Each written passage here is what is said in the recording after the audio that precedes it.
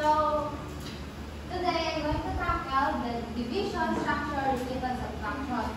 So, repeated subtraction is a way of solving division problems by subtracting the divisors from the divided repeatedly until nothing is left. So, repeated structure meron ako minus di mo siya, hanto, wala na mabilis.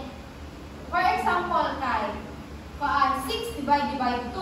So, 6 divided by 2, minusan mo og 2, hantod mas 0 na siya. So, 6.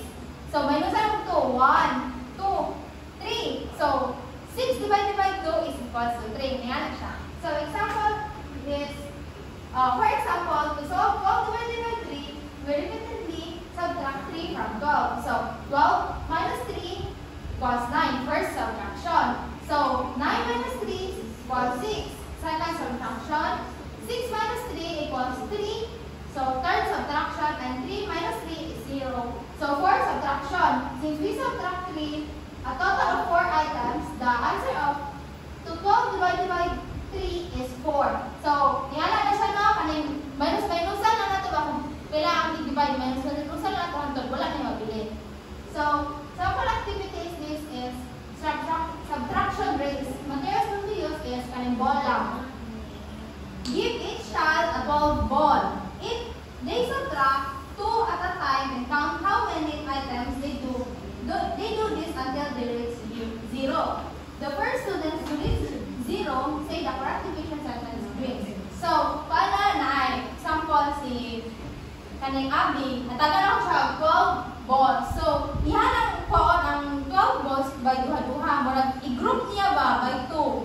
So, pag-awan niya group by 2, na 0 na, wala na nabiling balls, kaya nag-group pa. So, pila ka buo,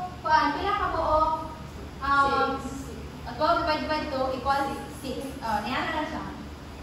Next is, kanang sample activity, build a tower. So, materials will be used kay kanang building blocks. So, each student start with a tower of 12 blocks. They remove 4 blocks at a time and count how many turns it will take to reach 0. They write the correct answer on the paper. So, nagwala kaning blocks na pataas doon. Kuha nila by 4, i-group na punto nila. Pag kuha nila group, ihapon nila kung pila ka buka na group nila.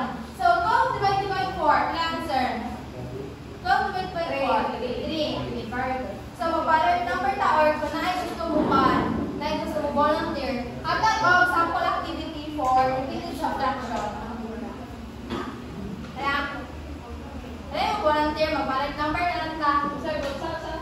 Kanang sample activity for repeated subtraction.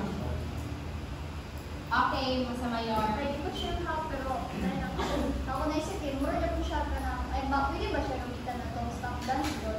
Diba sa stop dance, kaya karang time, mag-group of 10. Then naman, yun na po ito na yung group yourself, group 2. Nagulbag mo siya, so mainap mo siya.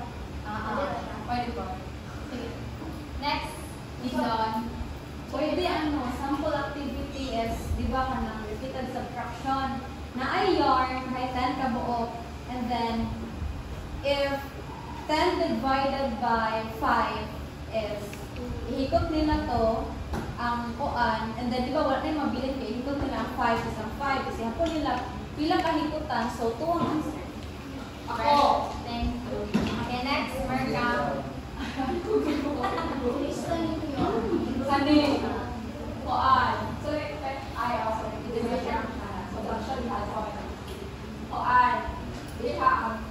Let's say, 10 divided by 2. Si 10, mo na siya si dividend. Si 2, mo na siya si divisor. Ang answer mo si quotient. Kung sa ganito si divisor, and 2. So, tahay ko siya ka na real life scenario, real life mga items.